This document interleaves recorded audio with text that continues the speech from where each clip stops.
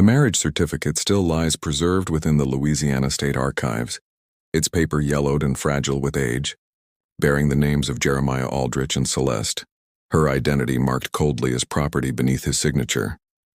What renders this artifact truly chilling isn't merely the grotesque union between a wealthy plantation master and his enslaved cook, but the series of 13 mysterious deaths that followed in the months after their wedding in March 1854. Contemporary local newspapers, safeguarded in private collections, whisper of a conspiracy so cunning and brutal that the authorities suppressed the investigation to shield some of Louisiana's most influential families. Beneath this coerced marriage lurked a tangled network of betrayal, vengeance, and orchestrated cruelty that even the violence-hardened antebellum South found shocking. Before we delve deeper into the tale of Jeremiah Aldrich and the terrifying fate that awaited him at Willowbrook Plantation, take a moment to subscribe to our channel and share in the comments which state you're tuning in from. Now let me transport you to a time when honor governed society, and broken trust could utterly ruin a man in ways more terrifying than death itself. The origins of this twisted marriage trace back 15 years earlier, into the murky waterways of the Mississippi Delta, a realm where fortunes were built on human suffering and blood money flowed as steadily as the muddy river itself. Jeremiah Aldrich did not emerge from Louisiana's entrenched plantation aristocracy.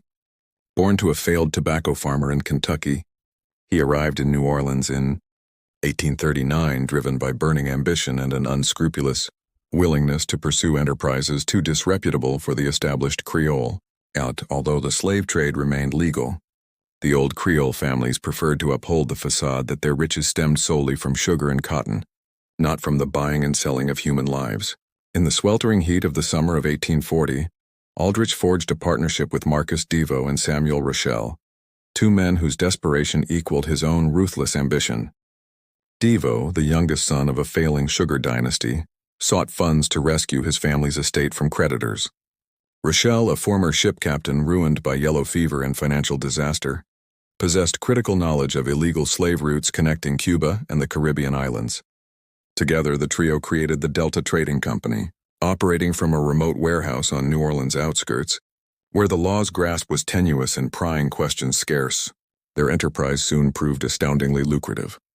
Unlike legitimate traders, who dealt in documented property with health certificates and legal titles, Aldrich's operation specialized in so-called recovery services. They purchased escaped enslaved people from bankrupt plantations, acquired kidnapped free blacks from corrupt bounty hunters, and smuggled new captives from illicit Atlantic crossings that persisted, despite the official ban on the international slave trade.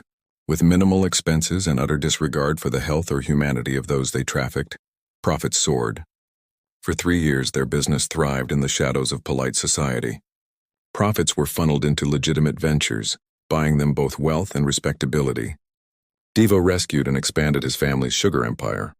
Rochelle purchased a fleet of riverboats and established himself as a reputable shipping magnate.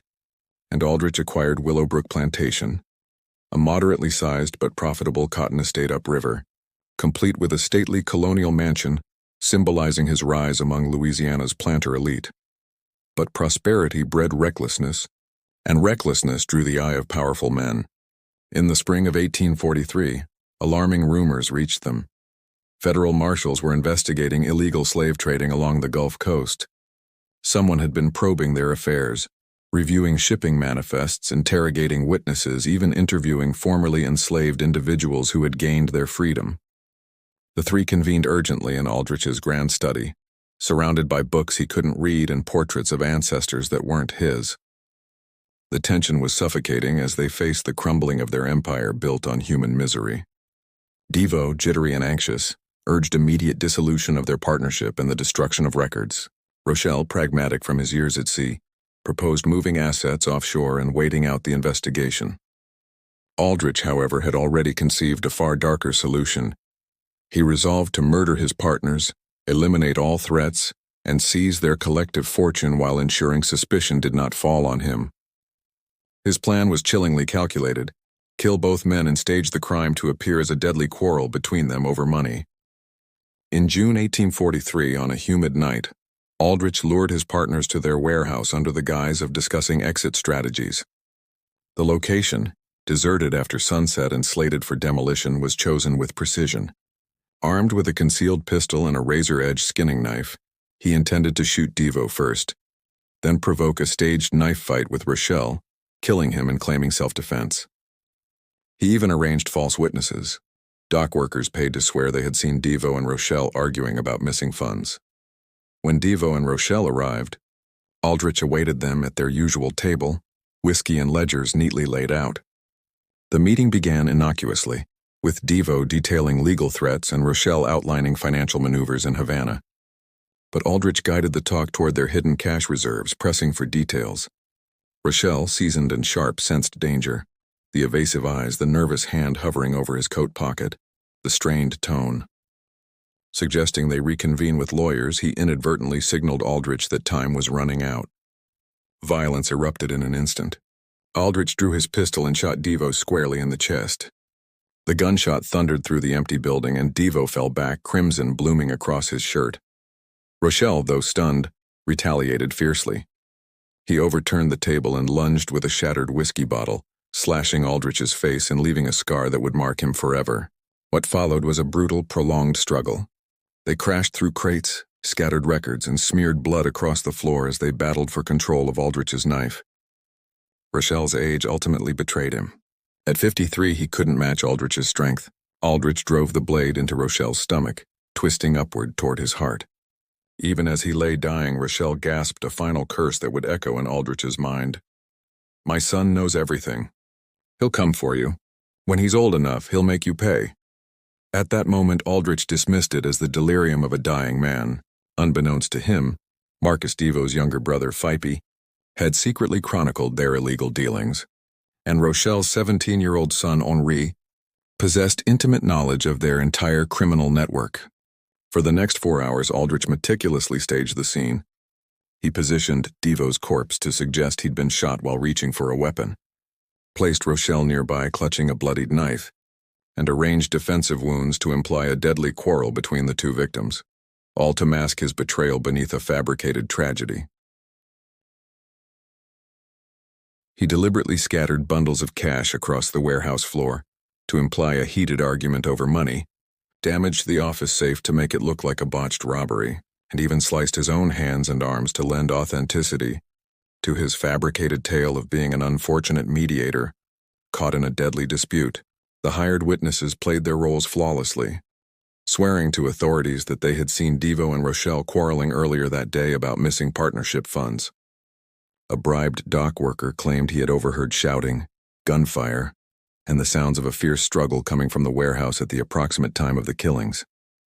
Most critical of all, Aldrich had already crafted a polished narrative for his presence at the scene. He insisted that he had arrived only to settle a disagreement between his business partners, walking straight into a violent altercation that forced him to defend his own life. The New Orleans police, burdened with more pressing crimes and eager to close the case involving 3 seemingly reputable businessmen, accepted Aldrich's version of events with only the most superficial investigation. The official report concluded that Devo and Rochelle had killed each other during a dispute, with Aldrich narrowly escaping the same fate. Within a week, the warehouse was demolished as scheduled, wiping away the last physical traces of the Delta Trading Company's illicit dealings. With his partners dead and their fortunes suddenly up for grabs, Aldrich wasted no time consolidating his control over their wealth. Presenting himself as the sole surviving partner of what he now portrayed as a legitimate shipping business, he produced forged contracts that conveniently indicated Devo and Rochelle had agreed to transfer their shares to him in the event of their deaths. Banks that had once regarded 3 unknown traders with suspicion now welcomed the assurances of a single plantation owner with an established reputation for success in cotton production. Over the ensuing months, Aldrich systematically drained every bank account, emptied safe deposit boxes, and retrieved hidden cash stashes belonging to his former partners. He estimated his haul at nearly $40,000, an immense sum equivalent to over $1 million today. More significantly, he had erased the only 2 men capable of exposing his connection to the Delta Trading Company, clearing the way for him to reinvent himself as an upstanding figure in Louisiana's social hierarchy. But in his ruthless focus on immediate threats and profit, Aldrich overlooked one fatal variable: the families of the men he had betrayed and murdered. He completely underestimated the younger relatives of Marcus, Devo and Samuel Rochelle, men who would uncover the truth about their loved ones' deaths and dedicate the next decade to a meticulously plotted vengeance that would prove far more devastating than any swift execution. Philippe Devo was 22 at the time of his brother's murder. Unlike the older Devo men who favored short-term gains, Philippe possessed a calculating mind and a patience that made him far more dangerous than Aldrich realized.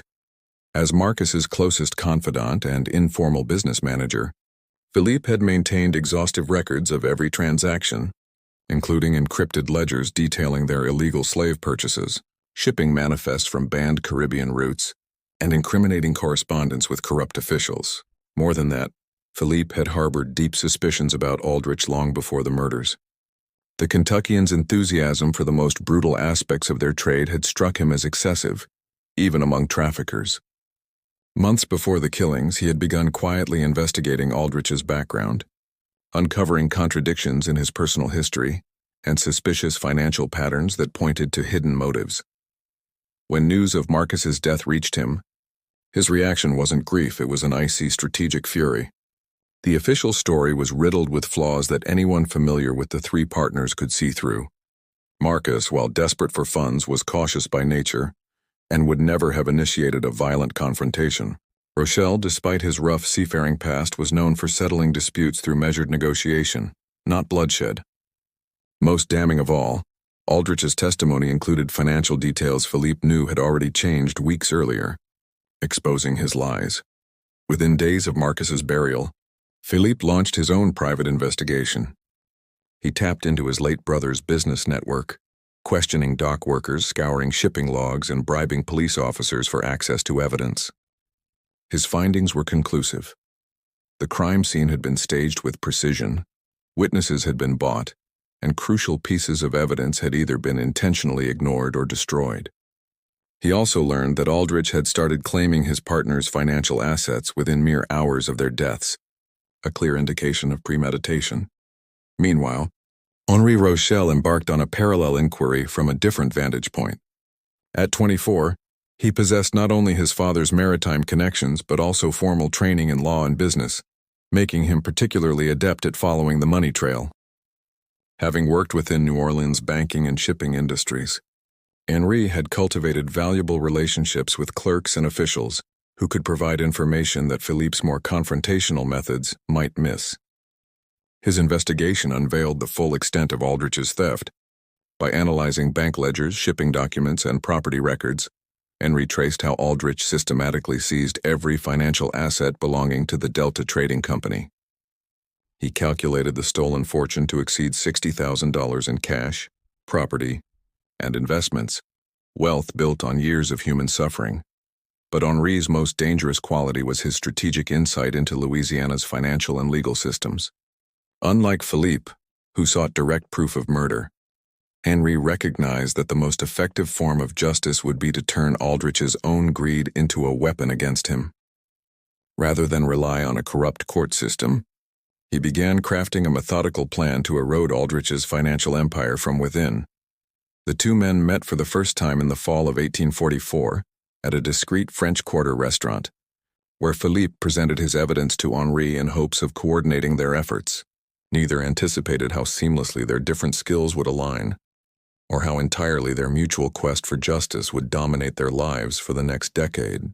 By spring of 1845, their individual investigations had evolved into a calculated conspiracy, a long, deliberate campaign to destroy Jeremiah Aldrich using the same tools he had wielded: betrayal, financial manipulation, and calculated violence masked as legitimate enterprise.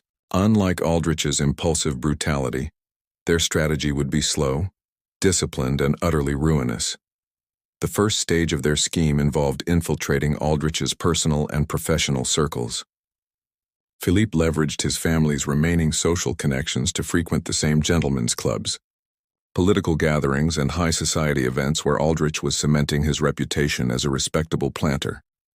His goal was not open confrontation but careful observation, identifying Aldrich's habits, weaknesses, and most of all, his financial vulnerabilities.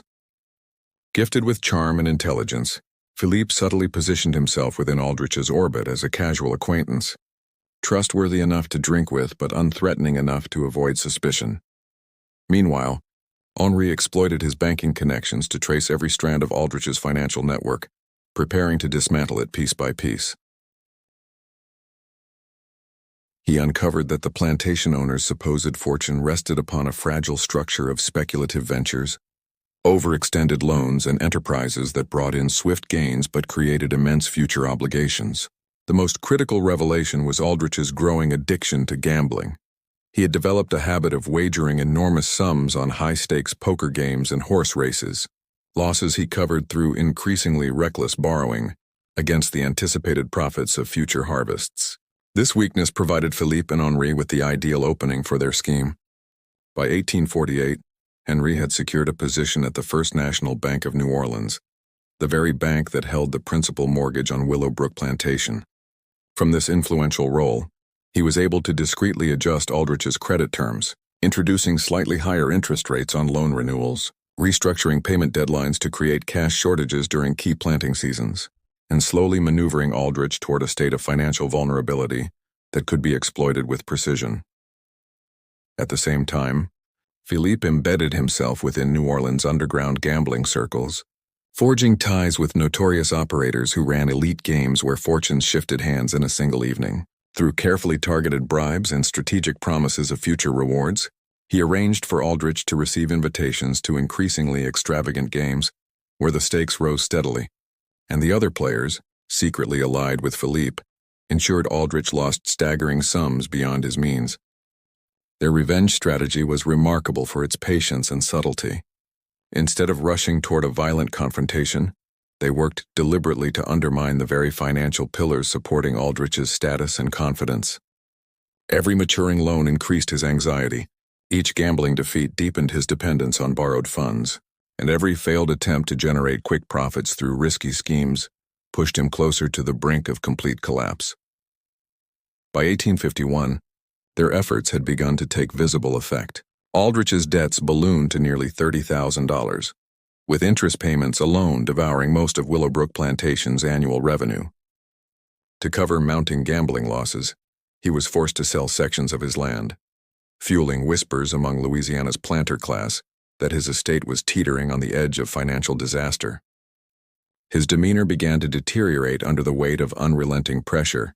He grew irritable, mistrustful of those around him, and increasingly frantic in his attempts to secure new income streams. But Philippe and Henri's ambitions extended far beyond driving him into bankruptcy. Their true objective was to inflict upon him a humiliation and terror equal to what their murdered kin had endured. They sought to strip away his veneer of respectability, to force him to confront the blood-soaked foundation of his fortune, and to make him experience fear not as a fleeting emotion, but as a prolonged, inescapable reality. To achieve this, Aldrich needed to be pushed past mere financial desperation into a state where he would accept any terms, no matter how degrading, simply to survive. He had to be cornered so completely that death might appear preferable to what awaited him, yet it was equally crucial that he remain alive long enough to fully comprehend the meticulous nature of their vengeance. It was Henri who conceived the audacious idea to weaponize Aldrich's deepest fear: rebellion among his own enslaved labor force. Every plantation owner harbored a dread of insurrection, and Henri understood that this fear could be manipulated without inciting actual violence. Instead of provoking a real revolt, which would have been dangerous and morally fraught, he proposed a calculated humiliation, forcing Aldrich into marriage with one of his enslaved women, a public scandal that would obliterate his social standing and leave him powerless within the legal system he once exploited. Their choice of Celeste for this role was anything but accidental. For months, Philippe and Henri meticulously studied the individuals living and working on Willowbrook Plantation, seeking someone whose coerced marriage to Aldrich would deliver maximum social devastation, while also giving them a dependable insider. Celeste fulfilled every criterion, not merely due to her imposing stature at 38, but because of her sharp intellect, unwavering instinct for survival, and most importantly, her burning hatred for Aldrich. Unlike many enslaved people who masked their true feelings, Celeste never bothered to hide her contempt. She worked efficiently as the plantation's head cook, but her simmering rage was visible to anyone observant. Her enmity was rooted in profound personal tragedy. Purchased by Aldrich in 1847 from a failing Mississippi plantation, Celeste had been brutally separated from her husband and 3 children, who were sold off to distant buyers. Aldrich had chosen only her, dismissing the idea of buying her family as unnecessary expense, and when she begged him to at least buy her youngest daughter, he cruelly mocked her pleas. For 7 years she had endured the daily indignity of preparing lavish meals for the man who had shattered her family, serving fine dishes while surviving on scraps, listening to his self-congratulatory tales of success built on blood and theft. She had witnessed him return from secret excursions with blood-stained clothes and burn incriminating documents in the kitchen hearth, all while quietly observing and remembering every detail. Celeste possessed intimate knowledge of Aldrich's personal habits, health issues, favorite foods, medications, and routines, information that made her an invaluable potential ally. But approaching her required caution.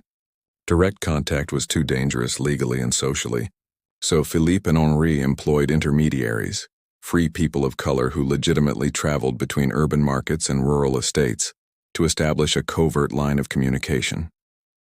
Through small payments for intelligence, they quickly realized Celeste was not merely informed, but had been conducting her own subtle resistance for years, oversalting his meals to worsen his stomach troubles, breaking cherished possessions under the guise of accidents, and spreading rumors of financial ruin among the enslaved community to amplify his paranoia.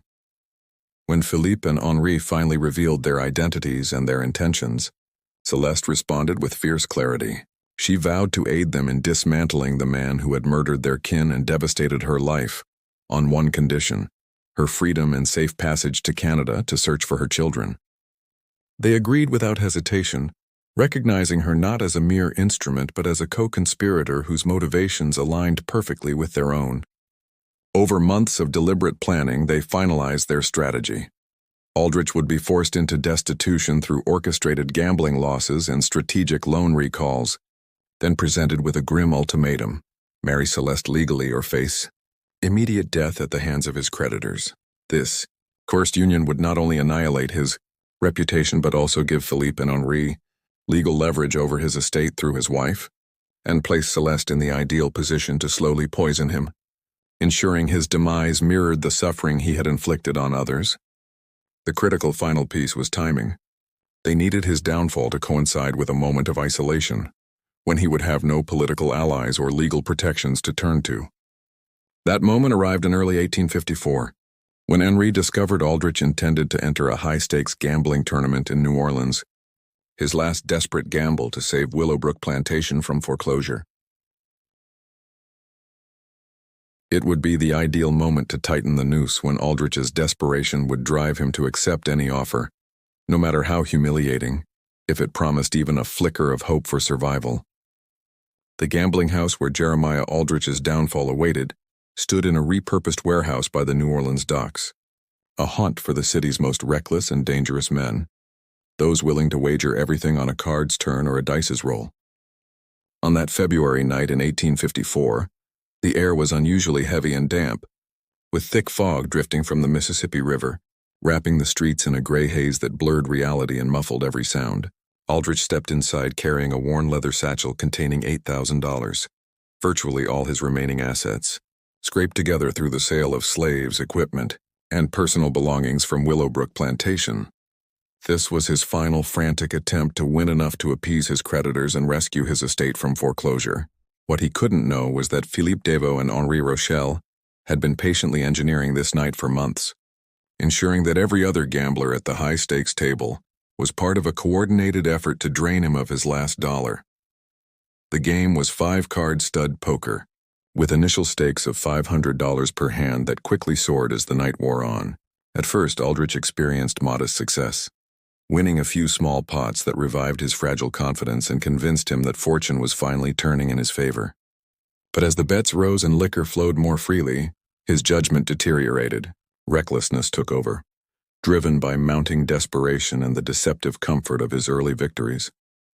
By midnight, he had lost more than half of his stake, yet he continued playing with the frenzied determination of a man who knew this was his final shot at salvation. The other players, following Philippe's meticulous plan, allowed him just enough victories to keep him hooked, while slowly tightening the financial vice, pushing the stakes until each hand risked everything he had left.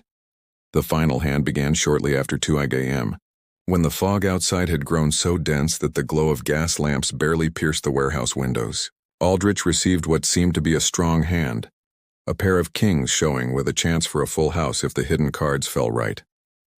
Convinced that this was the decisive moment to reclaim his losses and perhaps secure his future, he shoved his remaining $3,000 into the pot. But the others held even stronger hands and had been coordinating their play to ensure that the pot would swell to an amount that would ruin him completely, leaving debts far beyond anything he could repay. When the cards were revealed, Aldrich's kings fell to a full house held by an unfamiliar man, a cold-eyed stranger who collected the winnings with a calm, deliberate air as though the outcome had never been in doubt. As the crushing realization of his total ruin set in, Aldrich sat motionless at the empty table, staring at the felt where his last hope had vanished. The other gamblers had slipped away, but the stranger who had won the final hand remained, observing him with the detached interest of a scientist examining a rare specimen.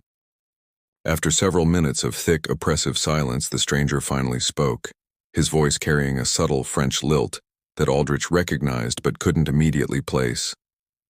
"Mr. Aldrich," the man began, "we need to discuss your outstanding obligations.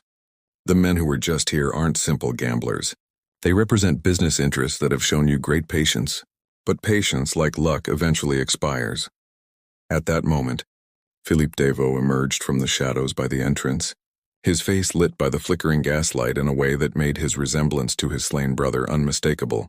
A chill coursed through Aldrich as he recognized the features of Marcus Deveau, the man who had died in agony and betrayal 11 years earlier with a bullet in his chest. "You look like you've seen a ghost, Jeremiah," Philippe said, advancing toward the table with a predator's grace. "Perhaps because you have. My name is Philippe Deveau, and I believe you knew my brother Marcus quite well. You were the last to see him alive, weren't you?" The warehouse grew unnaturally cold despite the thick Louisiana humidity outside. Aldrich's hands trembled as the reality of his predicament crystallized. This had never been a chance to redeem himself. It was a meticulously laid trap, conceived and executed with years of careful planning and a reservoir of hatred that had never cooled. From another corner, Henri Rochelle stepped into view, completing the triangular formation around Aldrich at the poker table. "My father Samuel used to say you were clever, Mr. Aldrich. Clever enough to murder 2 men and steal their legacy, but not clever enough to imagine that the dead sometimes leave sons who remember and never forget. Their father's killers." The room fell silent except for the mournful sound of distant ship horns echoing across the fog-draped river. Aldrich sat trapped between his accusers, frantically searching for an escape route and finding none. He was alone in an isolated warehouse with 2 men who had spent more than a decade preparing this moment, and his total financial collapse meant that no one would come looking for him if he vanished into the Mississippi swamps. Philippe pulled out a chair across from him and sat down deliberately. "We know everything, Jeremiah," he said evenly. "We know about the Delta Trading Company and your illegal slave trade. We know about the warehouse where you murdered our fathers. We know about the forged papers, the bribed witnesses, the systematic theft of their legacy, and we know you've built your so-called respectable life on their blood." Henri approached from the other side, opening a leather folder and spreading its contents across the table like exhibits in a courtroom. "These are copies of every transaction you've made since 1843, he said. "Bank records showing how you drained our father's accounts, property deeds revealing how you acquired what was rightfully theirs, even letters with corrupt officials who helped you hide your crimes, officials who now care far more about protecting themselves than shielding you." The evidence was overwhelming. Aldrich recognized documents he thought long destroyed, records that could only have been recovered through careful investigation and calculated bribery. There were witness statements from individuals who had stayed silent for years, but had now turned against him. Philippe and Henri had constructed an airtight case, one that could not only convict him, but also expose numerous influential Louisianans who had unknowingly aided his laundering operations. "The question," Philippe continued coolly, "is what to do with this information. We could give it to the federal authorities. They'd relish prosecuting not only you, but everyone who helped you bury the truth. Or we could let certain people in New Orleans learn what you've been hiding for over a decade. I imagine either choice would end with your death, probably after some unpleasantness. Aldrich finally managed to whisper, "What do you want?" "Money. I can get money. My plantation is worth—" "Your plantation is worthless," Henri cut in sharply. "We hold the mortgage, remember? Along with most of your other debts, we've been quietly buying up every note, every loan, every gambling debt you've incurred. Every financial thread that's kept you alive now belongs to us. You have nothing left to offer, Jeremiah, except your life. And to be perfectly honest, preserving your life isn't exactly high on our list of priorities," Philippe added coolly. The temperature inside the warehouse seemed to plummet as the weight of their words settled over Aldrich. He wasn't merely destitute, he was completely powerless, his existence now resting entirely on their whims. Everything he had accumulated, every luxury he had enjoyed, every scrap of status he had built had been methodically dismantled by the sons of the men he had once betrayed and killed. Yet even faced with this terrifying reality, a part of his mind stubbornly refused to accept that death was inevitable. "There is, however, an alternative," Philippe said, his tone turning mockingly thoughtful. "One way you might be allowed to keep breathing, at least for a little while longer. It will, of course, demand a significant sacrifice of your dignity. A public acknowledgement of who you truly are and a clear demonstration of your total submission to our will." Henri's smile spread slowly, the expression of a man savoring the climax of a long-laid plan. "You're going to marry one of your slaves, Jeremiah," he declared. "Publicly, legally, permanently. You're going to stand before God and Louisiana society and take your cook, Celeste, as your lawful wedded wife. You'll share her bed, present her as your spouse, and live as man and wife under the watchful eyes of your peers. You'll introduce yourself to the world as a man who chose to marry his own property."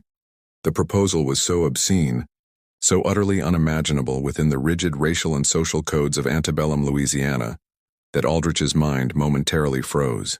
Such a marriage was not merely socially unacceptable, it was legal suicide, social obliteration, and personal disgrace of such magnitude that death itself began to seem like mercy. "You're insane," Aldrich whispered hoarsely. "No one would ever. It's impossible. No preacher would perform it. No court would recognize it." "Actually," Philippe interrupted smoothly, "we've already handled the details. There's a minister in Natchitoches Parish who's deeply in debt to certain gambling interests. He's agreed to conduct a fully legal ceremony, witnessed and documented. And as for the courts, Louisiana law is clear. Once a marriage contract is properly executed, it's binding, regardless of how it came about. You'll be legally wed to Celeste with all the obligations that entails." Henri leaned forward, eyes gleaming with cruel amusement. "The beauty of this arrangement, Mr. Aldrich, is that it gives you a choice. Refuse our offer and face immediate retribution for your crimes, retribution that will involve far more physical agony than you can currently imagine. Or accept temporary disgrace in exchange for continued life, however miserable that life may become." A heavy silence fell as Aldrich contemplated the unbearable decision. Death would be final, but would at least preserve a shred of his reputation. His neighbors might remember him as a failed businessman and gambler, but not as a murderer or fraud. A marriage to Celeste, however, would annihilate his public identity, leaving him to endure endless humiliation. "How long?" he finally asked. "If I agree, how long would this last?" Philippe and Henri exchanged a glance laden with shared satisfaction. "For the rest of your natural life," Philippe replied evenly. "Marriage is sacred, after all. Though considering your age and health, we doubt your natural life will be as long as you might hope." The message was unmistakable. This wasn't a temporary disgrace followed by eventual freedom. It was a slow death in the guise of matrimony, a prolonged psychological torture designed to break him before the end. And yet the alternative, execution in this fog-drenched warehouse and a quiet disappearance into the Mississippi, was worse. Just when the horrors of this Louisiana trap seemed to have peaked, they grew even darker. If this tale is sending chills down your spine, share it with someone who enjoys macabre mysteries. Tap that like button to support our work and subscribe so you don't miss what comes next. After what felt like hours, but was only minutes, Aldrich lifted his head and stared at his tormentors. "If I agree to this marriage," he asked in a shaky voice, What assurance do I have that you won't kill me anyway? None, Henri replied with chilling bluntness. But you do have our word that when death does come, it will be far less unpleasant than what we initially planned. Consider the marriage a chance to prove your good behavior. Obedience will be rewarded with mercy. Resistance will invite creativity. Philippe reached into his coat and withdrew a document, placing it beside the evidence of Aldrich's crimes. This is the marriage contract. It's already prepared. The ceremony is scheduled for tomorrow evening at Willowbrook Plantation. All your neighbors and business associates have been invited to witness your voluntary union with Celeste. We've told them that you've experienced a religious awakening and intend to show your Christian virtue by elevating a slave to the status of wife. The ultimate humiliation was that he would be forced to present the marriage as his own decision, a benevolent, moral act rather than an instrument of vengeance. His neighbors would see him as eccentric, perhaps mad, but they would believe the story. No one else knew of Marcus Devo and Samuel Rochelle, so no one would suspect the coercion behind the spectacle. Aldrich reached for the contract, his hands trembling so violently that the paper rustled. The terms were brutally simple. He would marry Celeste legally, live with her as husband and wife, and provide for her like any spouse. In return, his creditors would hold off on immediate collection and allow him to keep operating Willowbrook under their control. As he signed the document that would end his old life forever, Aldrich tried to convince himself there might be an escape later, an appeal to the authorities, a flight to another state, a legal loophole. But even as these fragile hopes formed, he saw the knowing triumph in Philippe and Henri's faces. They had anticipated every move he could possibly make. "Welcome to the family, brother-in-law," Philippe said, collecting the signed contract with satisfaction. "We'll see you tomorrow at the ceremony. I trust you'll dress suitably for such an important occasion." The morning of March 15, 1854, dawned gray and stifling, with thick clouds threatening rain and a humid wind carrying the foul scent of swamp decay. Aldrich hadn't slept. He spent the night pacing his study, staring at the contract that marked the death of his former life. Celeste had been informed of the plan indirectly, though she feigned surprise when he awkwardly explained it over breakfast. She listened patiently, like an adult humoring a child's clumsy confession, and when he finished, she simply nodded. "Yes, Master Aldrich, I understand. I'll prepare myself for the ceremony." Her calm, measured response terrified him more than anger would have. It implied she had known all along. As she moved efficiently about the kitchen, preparing their final meal as master and slave, Aldrich began to comprehend the depth of his enemy's strategy. Throughout the day, neighbors and acquaintances arrived at Willowbrook, summoned by invitations sent in his name by Philippe and Henri. They had been told they were attending an extraordinary act of Christian charity. Most came expecting a prank or evidence of Aldrich's mental decline. Instead, they found an impeccably organized wedding, decorations, refreshments, and a visibly nervous groom playing his part with desperate conviction. Dressed in his finest clothes, Aldrich performed his role with the intensity of a man who knew that his life now depended on how convincing his humiliation appeared. When guests questioned him about his peculiar decision, he repeated the story of his spiritual awakening and Christian duty with such convincing sincerity that most accepted it as merely the eccentric choice of a man under immense strain. Celeste arrived for the ceremony wearing a simple yet elegant gown that had been specially arranged for her. At 38, she was a large woman, but she held herself with remarkable poise and composure, earning the quiet admiration of even the most doubtful attendees. More striking than her appearance was the genuine pleasure she seemed to take in the attention and respect being shown to her, smiling warmly at the assembled witnesses and expressing gratitude for their presence on what she called the most important day of my life. The minister from Natchitoches parish carried out the ceremony with polished efficiency, reciting the traditional vows and prompting the bride and groom for their responses. When he reached the familiar line inviting anyone to speak or forever hold their peace, a ripple of discomfort moved through the crowd, but no one dared to challenge what seemed to be a legitimate, voluntary marriage between two consenting adults. Aldrich's vows emerged in a faint, trembling voice that barely carried beyond the front row, while Celeste's replies rang out strong and assured. She pledged to love, honor, and obey her new husband with such conviction that, for a moment, the scene almost resembled an ordinary wedding. as though such unions between planters and their former slaves were commonplace. In Louisiana society, the most unsettling moment arrived when the minister officially declared them husband and wife and instructed Aldrich to kiss his bride. His face drained of all color as he leaned forward, looking as though he might faint on the spot. Celeste, steady and composed, gently supported him and rose onto her toes to meet his lips in a brief, chaste kiss that sealed their legal bond and initiated the final phase of his ruin. When the guests departed, many shaking their heads in bewilderment at the extraordinary spectacle, Aldrich found himself alone, with his new wife inside the grand plantation house that had once embodied his wealth and status. Now it felt strange and menacing, transformed by the ceremony into an unfamiliar space where he no longer felt at home. Celeste navigated the house with the confidence of someone who fully understood that the balance of power had shifted forever. She began rearranging furniture and personal effects with calm authority, making adjustments that emphasized her new role as mistress of the estate. When Aldrich attempted to object to one of her choices, she fixed him with a cold, deliberate stare carrying years of pent-up hatred and said softly, "We're married now, Jeremiah. Husband and wife, partners. It's time we started acting like it, don't you think?" That night, as they lay in the same bed that had once been his private refuge, Aldrich realized that his enemies had crafted a punishment far more refined than execution.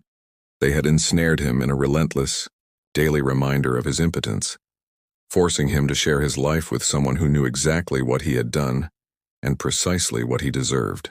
Every dish she cooked, every word she spoke, every act of seeming affection was a calculated instrument of torment, forcing him to confront the rotting foundation of his past. But this marriage was not the culmination of Philippe and Henri's vengeance.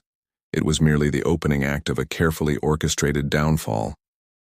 During the first month of their union, life on the plantation appeared deceptively stable. Celeste assumed her role with a competence that impressed even the skeptical neighbors.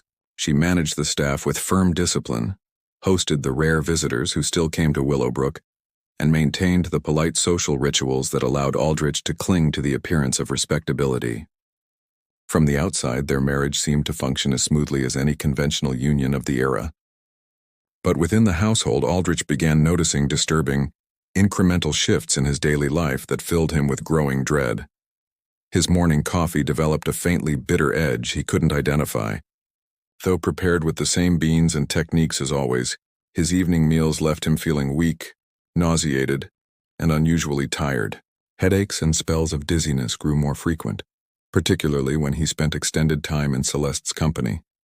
At first he blamed the stress and humiliation of his situation for these ailments, but as the weeks passed and his health declined, he began to suspect a far more sinister cause.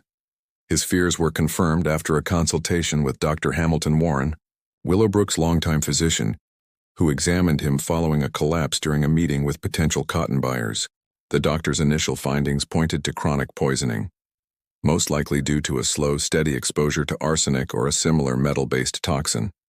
Such cases unfolded over months, with escalating weakness, digestive troubles, and neurological breakdown, and without immediate intervention, they were inevitably fatal. The diagnosis crystallized his worst suspicions. Celeste was killing him with the same patient precision Philippe and Henri had used to dismantle his fortune and reputation. She was poisoning him in measured doses, hidden in his food and drink, crafting a slow death that would appear natural to anyone unaware of her intentions. Yet confronting her directly was both dangerous and futile. Her legal position as his wife, her facade of innocence, and her alliance with the men who controlled his fate meant that any accusation would be dismissed and punished. Instead, Aldrich devised secret defenses. He began cooking for himself with carefully selected ingredients, using hidden cookware stored in his study. He avoided drinking anything she prepared, relying on water from a secluded well. At night, he locked himself into a guest room rather than sharing the marital bed, protecting himself from potential nocturnal tampering. These precautions briefly slowed his symptoms, but they brought new dangers. Neighbors remarked on his gaunt frame, nervous demeanor, and conspicuous avoidance of his wife's meals. Rumors spread that Jeremiah Aldrich was unraveling mentally under the strain of his unconventional marriage. Celeste, meanwhile, played her role to perfection, exuding patient concern, presenting lavish meals he refused, offering drinks he rejected, and portraying herself as a devoted wife caring for a man losing his grip on reality. Her brilliance lay in turning his survival tactics into evidence of madness. His refusal to eat her food looked like irrational paranoia. His secretive behavior seemed like the twitchy antics of a man succumbing to delusion. And when he confided his suspicions to Dr. Warren and a few trusted associates, his claims were dismissed as the desperate ramblings of a disgraced man buckling under pressure. No one could imagine that a woman who had so recently been enslaved could conceive and execute such a subtle murder plot, or that she could obtain and administer exotic poisons over months without detection. By late spring of 1854, Aldrich was living a waking nightmare. He understood the truth of his slow assassination, but the world around him interpreted his clarity as madness. He was being slowly murdered by the very woman he was legally bound to live alongside, while every attempt he made to shield himself or seek assistance was twisted into further proof of his supposed unraveling sanity. Yet the psychological torment was far from complete. Philippe and Henri had designed their vengeance to extend far beyond physical suffering, weaving a strategy that would strip him of every ally, isolate him completely, and dismantle the social connections he had cultivated during his years of outward respectability. Their ultimate goal was to ensure that he would die alone, abandoned and fully aware that justice had finally caught up to him despite his meticulous calculations and ruthless efficiency. The cruel truth of his situation was revealed in the most deliberate and devastating manner during a dinner party that Celeste organized to mark their 3-month wedding anniversary. She invited the few remaining neighbors who still associated with them, as well as Dr. Warren and other prominent figures who maintained cordial ties with the plantation, despite the unusual circumstances surrounding the marriage. Aldrich spent the day preparing obsessively, eating in secret beforehand and planning to avoid consuming anything she might have tainted. But when the guests arrived, Celeste unveiled a special surprise, a bottle of wine that, she claimed, had been aging in the cellar since before their marriage, now to be opened as a toast to their shared future. With theatrical ceremony, the bottle was uncorked in front of everyone, and the wine was poured into spotless glasses under the watchful eyes of the entire room to dispel any notion of tampering. When Celeste proposed a toast to their marriage and the years ahead, Aldrich found himself trapped, unable to refuse without appearing utterly deranged before his assembled peers. As he lifted the glass to his lips, he met her gaze across the table. For a fleeting instant, her mask of adoring devotion cracked, revealing a cold, satisfied gleam, the look of someone who had waited patiently for this moment of triumph. By then it was too late. He drank, silently praying that the poison would act swiftly rather than dragging him through further agony. The effects were almost immediate. Sharp cramps seized his stomach. His throat and chest burned as his breathing faltered, and he collapsed onto the dining table, clutching himself in agony. The guests, already conditioned to view him as unstable, assumed they were witnessing the inevitable breakdown of a man undone by months of mental decline. Dr. Warren rushed to administer aid, but Celeste's hysterical performance obstructed his every move. She threw herself dramatically over Aldrich's body, weeping and pleading for the doctor to save her beloved husband, all while ensuring that real help was impossible. Her act was so convincing that the guests focused on consoling her instead of aiding the stricken man. As Aldrich lay dying on his own dining room floor, Celeste leaned close and whispered the truth that sealed his fate. Marcus Devo was my cousin. Jeremiah Samuel Rochelle was my uncle by marriage. I've been working with Philippe and Henri since 1845, waiting for the perfect moment to watch you die the way you made them die, slowly, painfully, and alone. The realization that his wife had not merely been an instrument of his enemies but a full-fledged conspirator in a family vendetta added a final, terrible weight to his death. He had lived for months beside a woman whose hatred was deeply personal, not coerced or transactional. Every dinner, every conversation, every moment of feigned domestic normalcy had been an expertly staged performance designed to intensify his suffering while deflecting suspicion. As his vision dimmed and his breath came in ragged gasps, Aldrich could hear her continuing the act for the benefit of the horrified guests, begging the doctor to do more, praying to God to spare the man she claimed to love, performing grief so convincingly that no one suspected the truth. Surrounded by sympathetic neighbors who believed they were witnessing a tragic natural collapse, Jeremiah Aldrich died at 9:47 p.m. on June 18, 1854. Dr. Warren recorded the cause of death as natural, the result of prolonged nervous exhaustion, a verdict that satisfied everyone except Philippe Deveau and Henri Rochelle, who understood precisely what had ended his life. The funeral drew a large attendance, with Celeste assuming the role of grieving widow so flawlessly that several prominent plantation women offered to help her manage Willowbrook during her mourning period. No one guessed that behind her tears was triumph, the culmination of one of the most intricate murder plots in Louisiana's history. But Aldrich's death was not the final chapter. Philippe and Henri had foreseen every possible outcome, including the fate of his estate and widow. As his legal heir, Celeste inherited Willowbrook Plantation along with its debts owed to Philippe and Henri through their network of financial institutions. Within a month, she signed over the property in exchange for forgiveness of those debts, then disappeared north, presumably to begin a new life as a free woman with no trace of her violent past. The official records of Aldrich's death and the subsequent property transfer raised no alarms with Louisiana authorities, who were preoccupied with the mounting tensions that would soon erupt into civil war. His story became a minor historical footnote, cited occasionally as an example of odd behavior brought on by financial stress. Yet among certain New Orleans families, a different version persisted, a whispered tale of an elaborate, decade-long conspiracy that delivered justice with precision, equal to the cruelty of the original betrayal. It told of revenge that unfolded over 11 patient years, of punishment calibrated to mirror the crime in both length and severity. Philippe Deveau and Henri Rochelle had accomplished what no court of their era ever would. They orchestrated and executed a flawless retribution, an untraceable murder that left no evidence of their hand. Their triumph was built on patience, intelligence, and a deep understanding of how Louisiana's legal and social systems could be manipulated. Their final stroke came with the transformation of Willowbrook Plantation itself. Instead of selling it for profit, they converted it into a refuge for freed and escaped people, turning the former seat of oppression into a vital station on the Underground Railroad. The plantation house that had once welcomed Louisiana's elite became a sanctuary for those seeking freedom. Shielded by Philippe and Henri's legitimate business fronts and social standing, perhaps the most remarkable aspect of their revenge was how completely they erased Jeremiah Aldrich from history. Unlike typical murder victims, he was not memorialized as a casualty of crime. His fortune was redistributed to the families he had harmed. His property was used to advance the very cause he had once fought to suppress. His reputation was dismantled by his own actions rather than posthumous exposure. His death was crafted to ensure he would be remembered only as a failed planter who made poor choices and married unwisely. There would be no monuments, no heirs, no legacy. He was scrubbed from Louisiana's memory as though he had never lived at all.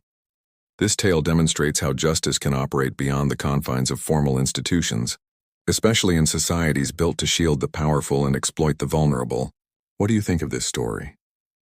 Do you believe the full truth came to light? Share your thoughts in the comments. If you enjoyed this chilling historical tale and want more like it, subscribe, hit the notification bell, and share with fellow mystery enthusiasts. See you in the next story.